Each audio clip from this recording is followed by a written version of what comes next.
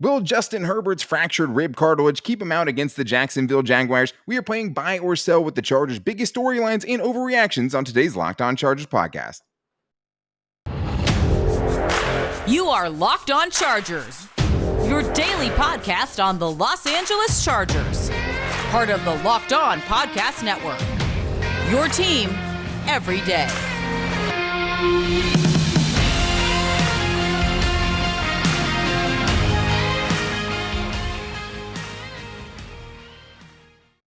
What is up, and welcome into the Locked On Chargers podcast. I'm your host, Daniel Wade, joined as always by my co-host, David Droegemeier, and we've been covering the Chargers together now for 6 seasons, but we're in our 5th season as the host of the Locked On Chargers podcast, bringing you your team every day. Thank you guys so much for making us your first listen. To make sure you guys never miss the show, go subscribe to the Locked On Chargers YouTube channel and also follow the show for free on all platforms wherever you get your podcast from. And today, David, it's buy or sell. We did this last week. We like how it went. We're doing it again today, especially when it starts with Justin Herbert and if he is going to play against the Jacksonville Jaguars. So we'll talk about what one medical specialist had to say about it. We'll also talk about what happens if Justin Herbert can't play. Will the Chargers still be able to beat the Jaguars? And we'll also get into if the Chargers defense has quietly been elite so far this season, buying or selling on that, and if Asante Samuel Jr. might have just played the best game he's ever played as a Charger. And then we'll also get into Brandon Staley, who has come into under some heat, I would say, for not being as aggressive as we saw him as a rookie coach in 2021.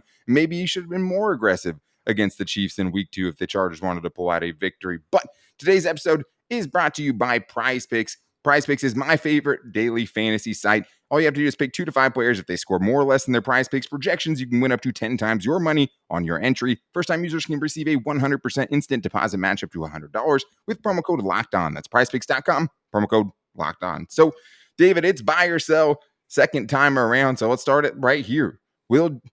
Are you buying or selling that Justin Herbert will play in this week's game against the Jacksonville Jaguars?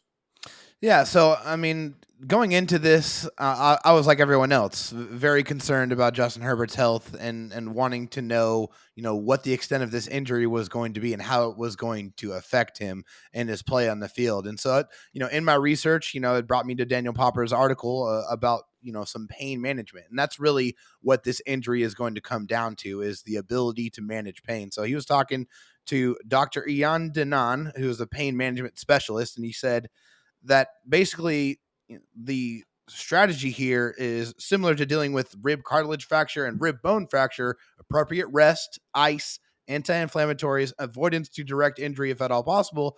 And also the primary focus is entirely on pain management with a rib cartilage fracture.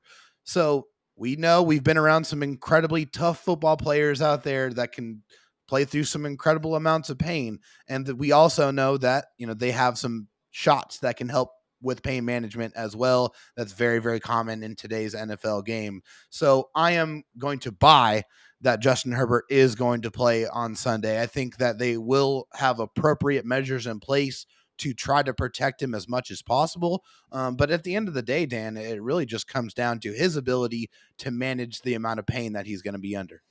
Yeah, and I mean, if it comes down to that, especially with, pain blocks and things that we've heard of other quarterbacks with rib injuries getting, I mean, you would think if it's just down to that, he would play, right? If you look back to last year, a couple of different quarterbacks had rib injuries. Justin Fields missed 2 games with cracked ribs, and then you had Tua Tagovailoa missed, I believe 3 games with broken ribs. So we have seen quarterbacks miss time, but obviously with Herbert, this is just rib cartilage. So it was nice to see Daniel Popper from The Athletic getting, that news from a doctor who also works with the Ducks, the Kings, the Angels, and some other Southern California sports teams, where he is consulting those teams on what to do.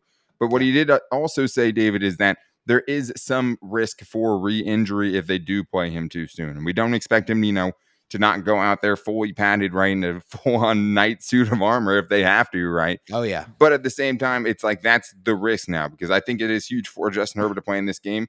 But what this doctor is also saying is like, hey, he still could, get more hurt, but at the same time, he's less likely to have a punctured lung than he would be if he had a actual fractured bone in his ribs. Which is great news. And that was the part of the news that Brandon Staley, the Chargers head coach, was alluding to when he talked about getting the news back from the CT scans. Good news, right? The good news that he got back was that, hey, the ribs aren't broken.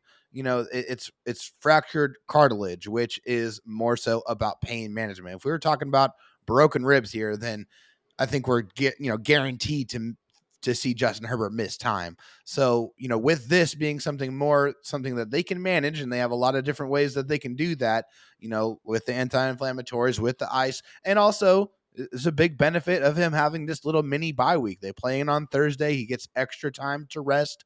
They can really push this thing to the middle of the week and really say, hey, Justin, stay off your feet, ice it, do everything that you can to try to get ready to get to the middle of the week to see how you feel. And the Chargers will put a plan together to try to get him to game day and play Sunday, whether that's limited practice. I would expect that's something that you're going to see this week for Justin Herbert. Yeah, I mean, I'm buying it. I think that he'll play this week if it is pain management. I think the next question is, okay, well, what does that do to the offense, right? And will they have their starting offensive line, which will be a hugely important thing too, right? Will Corey Linsley come back? Will Trey Pipkins come back? We heard from Brandon Staley that those guys should be back at practice this week, so that's a little bit more comforting, right? Because you definitely, if you're putting Justin Herbert out there and he is a little bit more at risk, you definitely want your all-pro center out there, right, to protect him. Yes. But at the same time, I mean, I think it's just, if it is as simple as that, if it is just pain management, as we're saying, based on this, what we're hearing coming out right now, you would think he has to play. But at the same time, David, there's no way to be sure because he is a prodigy. He is the golden child of this franchise, and they could elect for caution. So it's not 100% that he's going to play in this game. So this next buy or sell is this. The Chargers can still beat the Jaguars if Justin Herbert can't play this upcoming week. Yeah, so with this one, it's not an automatic for me. I can't just say, as much as a homer as I am, as I'm sure you all know, I am definitely more pro Chargers than anything. Although, just looking at this objectively, I still believe that the Chargers have more talent on both sides of the ball, on defense and on offense. Although these are not your father's Jaguars, okay? This is a better coached team. I do feel like they have some legitimate talent on both sides of the ball. But they're also nowhere as close to as good as shutting out the Indianapolis Colts as well. I don't expect to see the Jaguars be able to do that with the Chargers with Justin Herbert or without Justin Herbert. So I'm going to buy that they can beat the Jacksonville Jaguars, but it is exceedingly more difficult than it would be if Justin Herbert was there playing quarterback for you. 100%. I mean, you lose the biggest advantage you have over Jacksonville if you lose Justin Herbert. Right now, you have Chase Daniel in there, a guy who doesn't have an above 500 record as a starter, but also wasn't always playing with as loaded of a team as the Chargers have right now, which does absolutely make a difference.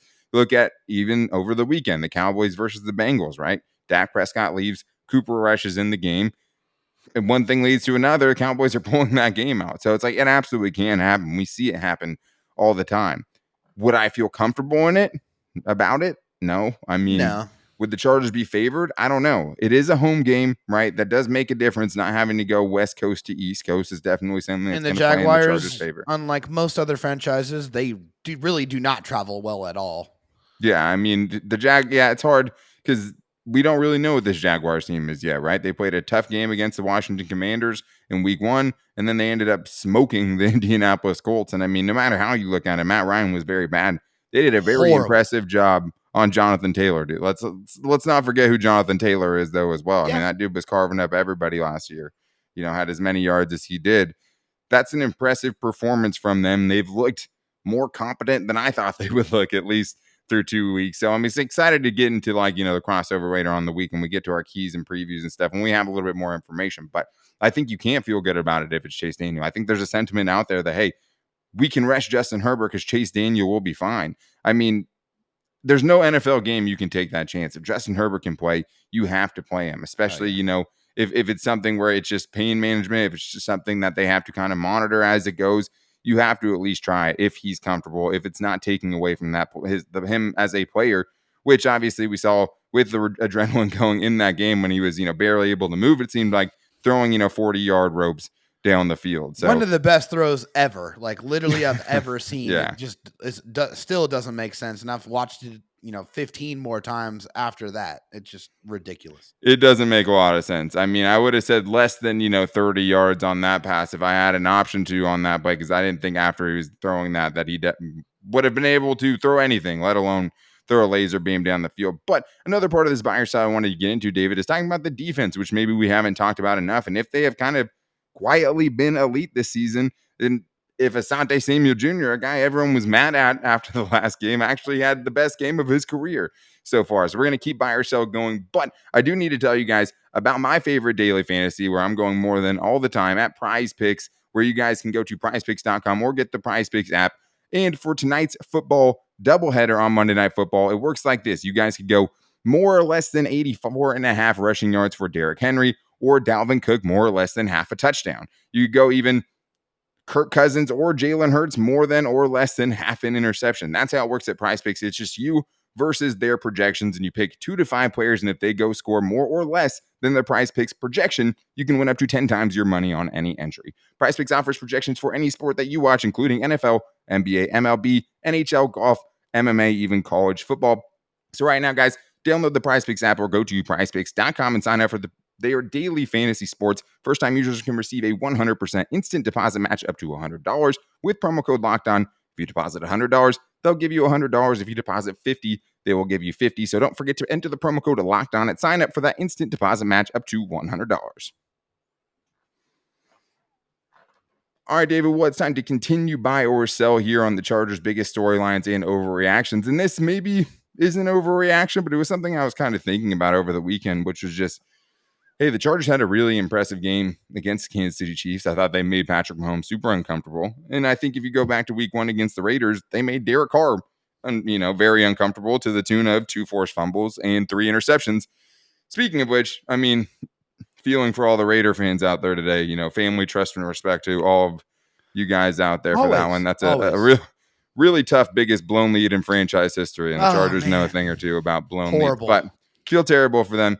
Either way, it seems like the Chargers defense has been making quarterbacks more uncomfortable and has just been playing much better than the defense that we saw last season. Are you buying, David, that this Chargers defense is kind of under the radar, been elite already in 2022? Yeah, I am going to buy that. I mean, just looking at the stats here, I mean, this Chargers defense definitely looks different. I mean, there are elements to it that we did not see last year that we are seeing this year. I think just overall, they are more physical. I think they're more physical in the middle of their defensive line and on their edges. I think you see a guy with Khalil Mack and Joey Bosa on both sides that set very physical edges that can really break tackles and shed blocks and go out there and make tackles on the ball carrier. Like they're really setting that tone. And then Derwin James too, just on the back end, or really just being everywhere. I mean, him just being everywhere on the football field. Also like what I've seen out of Nas. I think Kenneth Murray's also shown us some good things here this year, looking healthy, which is really, really nice to see. I just, and also just looking at the numbers, 6 sacks here, 2 interceptions, 3 forced fumbles. They've allowed 64 and 93 yards rushing respectively after last year giving up 138.5 rushing yards per game on average. So just using your eyeballs and looking at the stats, everything is all pointing towards the Chargers defense being much better this season. Yeah, I mean, it's actually, 3 interceptions just off Derek Carr. Feels like it should be 7 after that last game. And yes. 7 total sacks through 2 games, right? That's 3.5 sacks per game, which you're very happy about. Oh, yeah. And also 1.5 interceptions per game, right? A few, 4 forced fumbles that they probably should have jumped on, at least a couple of those as well. So, I mean, this team is taking away the ball much, much better than it did last year already, which is a hugely encouraging sign, because it does seem like, even though it's 3 interceptions right now, right? Even though it's 7 sacks, like it still feels like it could be more, especially on the interception side. Like it feels like they should have 5 interceptions, 6 interceptions at minimum through 2 games. And so you're seeing those opportunities are there way more often against 2 quarterbacks that are, 2 highly thought of quarterbacks, and, maybe an MVP level quarterback in Patrick Mahomes, or definitely an MVP level quarterback in Patrick Mahomes. Absolutely. So to do that to those guys, I mean, to hold Patrick Mahomes to 235 yards in a game, I think is great. Obviously, you made him uncomfortable.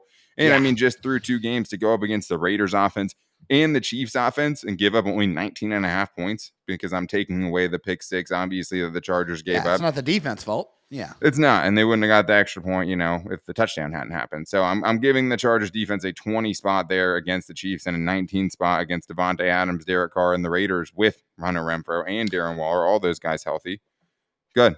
And what were we saying last year when the Chargers defense was giving up 28 points per game? We're saying Justin Herbert cannot effectively bring the Chargers back every single time. And now this year, defense only giving up 20 points per game. That is a marked improvement. And I mean, even in the last game, the defense held strong enough to get the Chargers a chance to, be within 3 points in that game, even after 5 straight, scoreless possessions and giving up a pick six. The defense still was there. And I think the biggest thing, David, is the pass rush. I mean, through 2 games last season, the Chargers had 26 pressures and 3 sacks.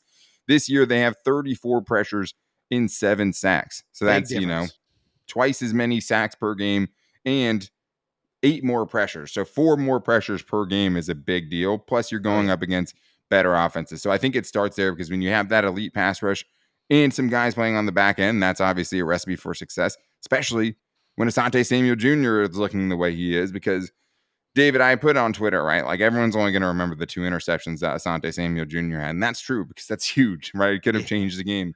Yeah. But I still came away hugely, hugely impressed with Asante Samuel Jr.'s game, especially after giving up like 9 for 108 in week 1 against Davante Adams, to come back and do what he did last week. Yes, a lesser slate of receivers, but David, I think this buy or sell is very fair. Did Asante Samuel Jr. just played his best game as a Charger, buy or sell? I'm going to buy that 100%. And it has everything to do with what he did in the first game against Davante Adams, and still having that mentality of, you might beat me, but you're not going to defeat me. You might win one of the battles, but you're not going to win the war. And that's the mentality that Asante Samuel Jr. brings to the table. And that's what you have to have. You have to have that as a corner. It's going to happen. You have to be able to let something happen, erase it, and come back and fight the very next play. And in this game, particularly against the Chiefs, nobody really did anything. He was pretty much locked down. He had his hands on a football 3 separate times, and he just couldn't come down with the interception. Although one of them we know, especially after Sunday, where miraculously there was an interception that was almost exactly the same, but got called an interception. I wonder why. Because Asante Samuel Jr.'s interception was also an interception that got reversed. Ridiculous. Obviously, we're crying over spilled milk here, but he should have had that one. That one should have been his. Also, it was a miraculous effort, but it wasn't just that. It was the pass breakups. It's the ability to really move around the formation, although he did most of his work on the outside at corner with Bryce Callahan in the slot and now JC Jackson on the other side. I think you're going to see a good performance from Asante only get better and better as the season goes on.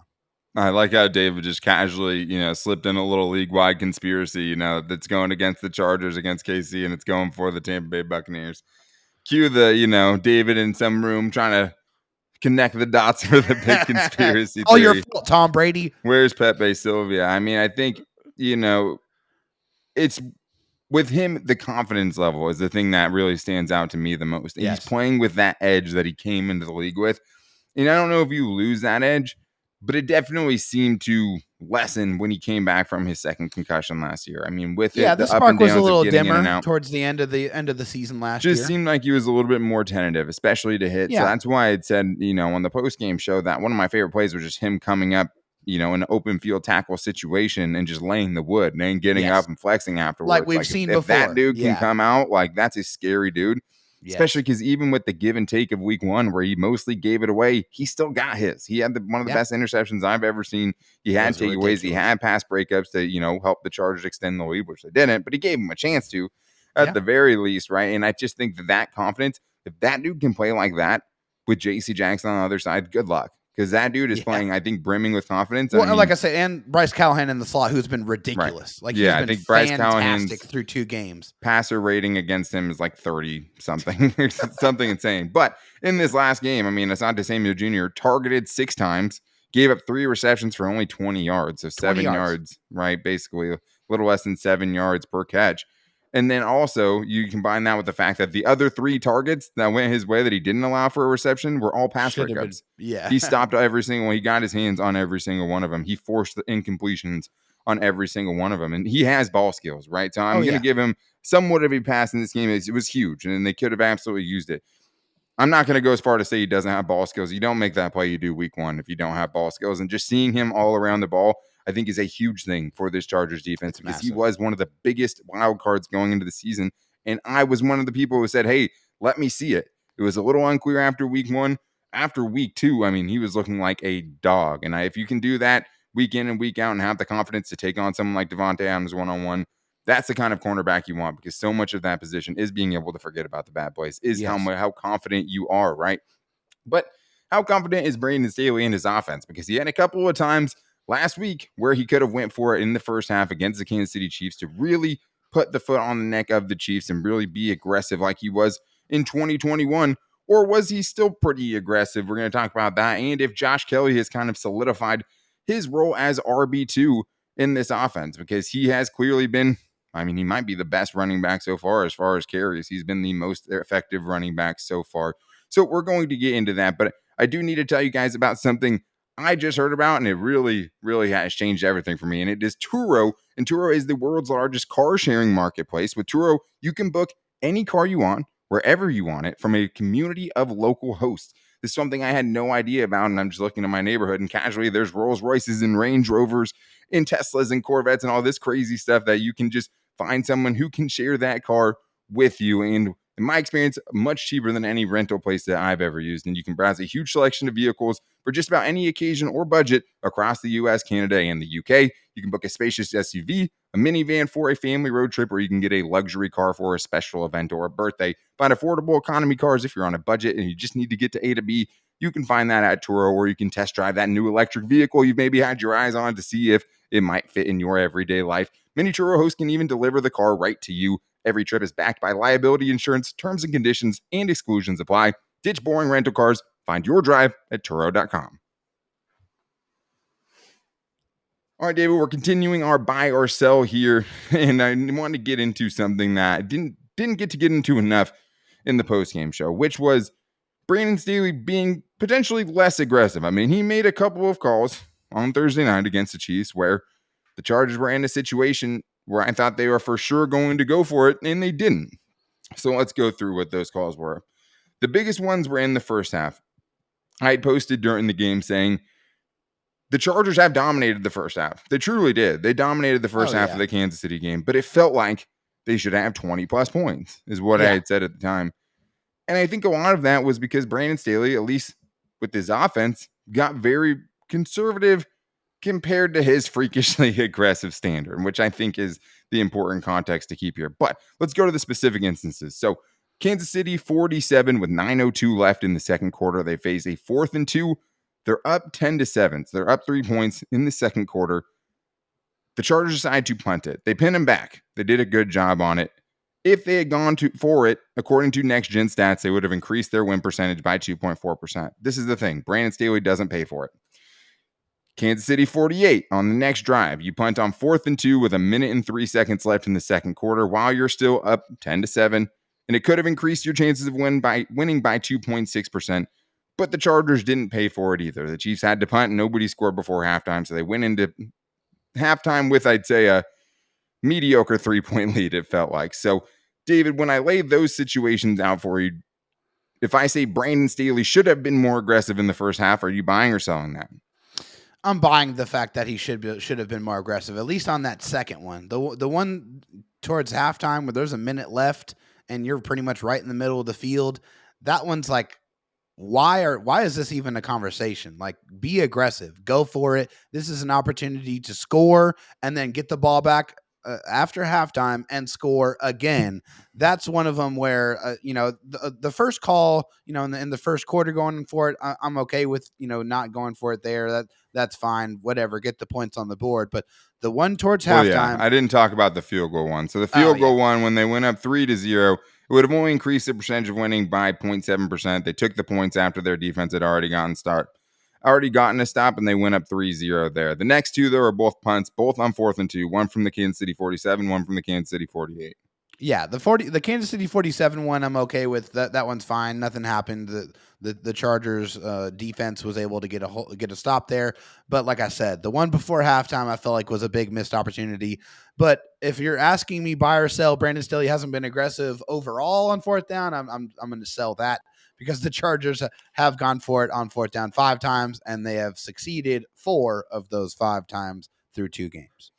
Yeah, I mean, I don't think it's that black and white as 4 or 5, just because it's like, okay, well, towards the end of the game when you're down by 10 points, you don't really have much of a choice, right? So you're not getting credit from me on those ones. Where I would give them credit is in the first half, they did go for it when they were up 3-0 on 4th and 1 from the 49-yard line of Kansas City. It was 3-0. They went on to score a touchdown, which made it 10-0. That was a big point of that game, right?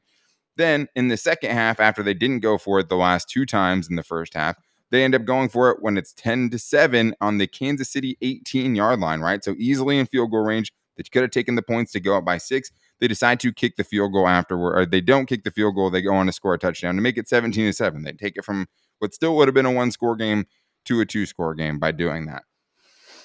That's still pretty aggressive for most coaches. Going for it twice in those situations, not taking the 3 points, right? Going for it on the Kansas City 49. It is no man's land, but it's still not a given. It's a little bit more in today's NFL. I think that is still slightly more aggressive. It's not as aggressive as Brandon Staley was last year. My biggest thing is now, yes, I get it that he trusts the defense more, 100%, right? There was times last year where I questioned it for sure, but I didn't question it when they were doing it against Kansas City because I knew exactly who was on the other side, and I knew that the Chiefs at some point were going to figure something out and they were going to go score points. That's why I was always like, do what you got to do, take big swings, take chances if you need to, go win the game. They didn't pay for it, and they didn't give up any points when they decided to get Kansas City the ball back. What they also didn't do is score any points of their own, right? Because like you said before halftime, I mean, the argument there, David, is, okay, well, I'm not going to give it to Patrick Mahomes on the 50-yard line with a minute to score still because they can go score a touchdown. That's the argument, right? You're giving him great field position to change momentum before half. Sure.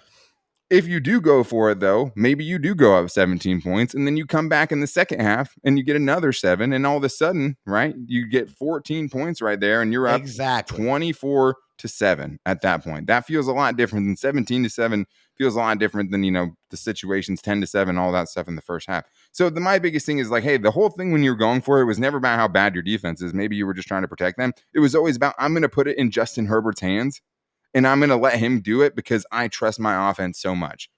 Yeah. That seems like you're speaking out both sides of your mouth a little bit to me, because it's like you could have trusted Justin Herbert there. You could have just stayed aggressive and continued to try to pour it on against the Chiefs. And in the second half, your offensive linemen get injured and a bunch of other things happen that you can't foresee. But it absolutely hurt you, because if you had gotten those points in the first half, we might be talking about a different game. If you go for it and you don't make it, it could be a different game. So it's always push or pull, but I still think Brandon Staley is more aggressive than most coaches. And that's okay with me. But I still liked it when he was a little bit more. I think he still should have been in that first half. Let's get to the last buy or sell here, David, and that is Josh Kelley. Should be RB2 for this team. This is the way I put it. Josh Kelley should out-carry Sony Michel going forward. Definitely, I'm buying it 100%. No question about it. Josh Kelley has been a different running back since the beginning of when I saw him in training camp. I mean, he looks like he was in great shape. He looks like he was cutting very, very decisively, very smooth. He hit the hole and he took off. Yeah. That's what I've seen through 2 games as well, and the stats back that up. I mean, he's had 8 carries, 43 yards, 5.4 yards per carry. He's a guy that has really looked like a different football player, like a different running back. He needs to get more opportunities. Good things happen when he's touching the football right now. Absolutely. I thought he's done a good job. Even if he's only averaging like a little over 6 yards a catch, it seems like he's made somebody miss on all of those catches, though, and got the positive yards you're looking for in those situations, catching it around the line of scrimmage. I agree. It's still an incredibly small sample size. That's the hard part here. We're talking about 8 carries. You know what I mean? That's nothing to really go off of. Sony Michel, though, has had 11 carries, and it was only 25 yards, so 2.3 yards per carry average. That's not great. Neither one of them has a touchdown. Sony Michel is also not playing special teams. He has 0 special team snaps, too, so he's not really helping in that way. Like we always kind of said, Sony Michel just kind of is what he is. He's not flashy. He's going to get what the defense gives him, kind of a thing. He's going to run hard. He's going to fall forward. He has still done some of those things. He hasn't been a big disappointment. But what I think, though, David, is that you know what the floor is now. You feel comfortable with your floor, and you're more confident in Josh Kelley. Let's see some Isaiah Spiller now. That's what makes me think, because it's like, hey, if you feel good about Josh Kelley, we know what Sony Michel is at this point. We don't know what Isaiah Spiller is. So why not give him a few carries a game and see if he can do something? Because the Chargers are still very much really missing those explosive runs. They still don't have it. He's a guy that can chain some cuts together at times and pick up, 10 to 15 yards. We've seen him do it.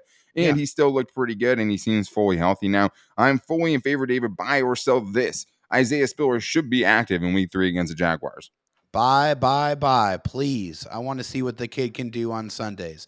I saw what he did in training camp. I saw a little bit what he did in the preseason before he went down. But this is a guy I have always been very excited about. I feel like he has really good contact balance. He does not go down on first contact. He really bounces off of tackles. He can make people miss. He does have some decent speed as well. We don't know what the ceiling is of this Chargers running back room because we haven't seen what Isaiah Spiller is capable of doing running behind this Chargers starting offensive line up against a defense. I feel like there's definitely some more there to explore. And in order to be able to see what the guy can do, you got to make him active and give him a couple of opportunities, man.